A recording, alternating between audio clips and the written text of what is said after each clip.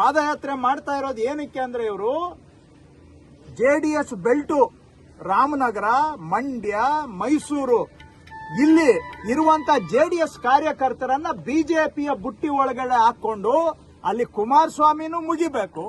ಇನ್ನೊಂದು ಕಡೆ ಕರ್ನಾಟಕಕ್ಕೆ ಧ್ವನಿ ಎತ್ತಿ ಹೋರಾಟ ಮಾಡ್ತಾ ಇರೋರು, ಕರ್ನಾಟಕಕ್ಕೆ ಆಗ್ತಾ ಇರುವ ಅನ್ಯಾಯದ ವಿರುದ್ಧ ಧ್ವನಿ ಎತ್ತಿರ್ತಕ್ಕಂಥ ನಮ್ಮ ಮುಖ್ಯಮಂತ್ರಿ, ಕರ್ನಾಟಕದಲ್ಲಿ ಉಳಿದಿರುವಂತ ಒಬ್ಬ ರಿಯಲ್ ಲೀಡರ್ ಅಂತ ಹೇಳಿದ್ರೆ ಸಿದ್ದರಾಮಯ್ಯನವರು. ಆ ಸಿದ್ದರಾಮಯ್ಯನವ್ರನ್ನು ಕೆಡಬೇಕು.